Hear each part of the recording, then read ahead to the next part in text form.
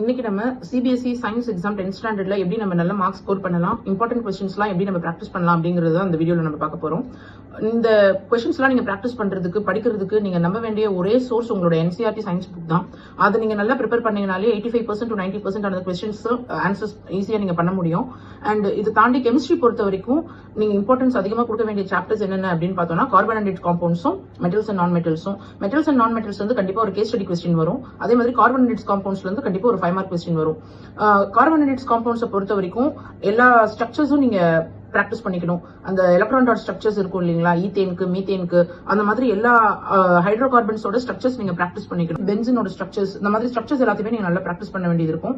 அதை தாண்டி எஸ்டரிஃபிகேஷன்னா என்ன, ஹைட்ரோஜனேஷன்னா என்ன, அடிஷன் ரியாக்ஷன்னா என்ன, ஆக்சிடேஷன் ரியாக்ஷன்னா என்ன, வித் ஈக்குவேஷன்ஸ் வித் ஸ்ட்ரக்சர்ஸ் அவங்க கேட்பாங்க எக்ஸாம்பிள், அது எல்லாமே நீங்க பிராக்டிஸ் பண்ணிக்கணும். மெட்டல்ஸ் அண்ட் நான் மெட்டல்ஸ் பொறுத்த வரைக்கும் ரியாக்டிவிட்டி சீரிஸ் ரொம்ப ரொம்ப இம்பார்ட்டன்ட்.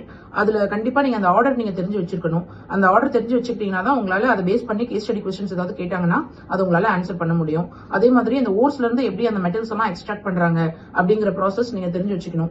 வித் எக்ஸாம்பிள்ஸ் ஈக்குவேஷன்ஸ் நீங்க தெரிஞ்சு வச்சுக்கணும். இது ரொம்ப ரொம்ப ரொம்ப இம்பார்ட்டன்ட். அதை தாண்டி நீங்க ஒரு சாப்டர்லயும் கெமிஸ்ட்ரி பொறுத்த வரைக்கும் 4 எக்ஸ்பெரிமெண்ட்ஸ் 5 எக்ஸ்பெரிமெண்ட்ஸ் வரும். அந்த எக்ஸ்பெரிமெண்ட்ஸ்க்கு அங்கங்க பாக்ஸ் போட்டு குட்டி குட்டியா கொடுத்துருப்பாங்க. அதை யூஸ்வலா ஸ்டூடெண்ட்ஸ் வந்து இக்னோர் பண்ணுவாங்க, படிக்க மாட்டாங்க. நீங்க வந்து அந்த பாக்ஸ்ல கொடுத்துருக்கக்கூடிய அந்த எக்ஸ்பெரிமெண்ட்ஸை கண்டிப்பா நீங்க பிராக்டிஸ் பண்ணணும். ஆக்டிவிட்டிஸ் நீங்க கண்டிப்பா படிக்கணும். ஆக்டிவிட்டிஸை பேஸ் பண்ணி கண்டிப்பா கொஸ்டின்ஸ் வரும்.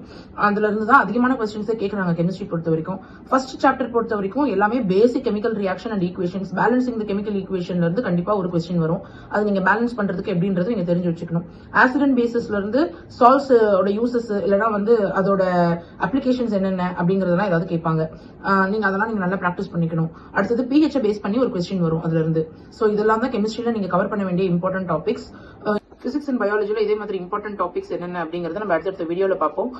நல்லா ஆன்சர் பண்ணணும்னா ப்ரீவியஸ் இயர் கொஸ்டின் பேப்பர்ஸ் நீங்க நல்லா பிராக்டிஸ் பண்ணணும். அதுல இருக்கக்கூடிய கொஸ்டின்ஸ் நீங்க பிராக்டிஸ் பண்ணாலே இப்ப வரக்கூடிய எக்ஸாம்ல நீங்க நல்ல மார்க்ஸ் வாங்கலாம். All the best. தேங்க்யூ.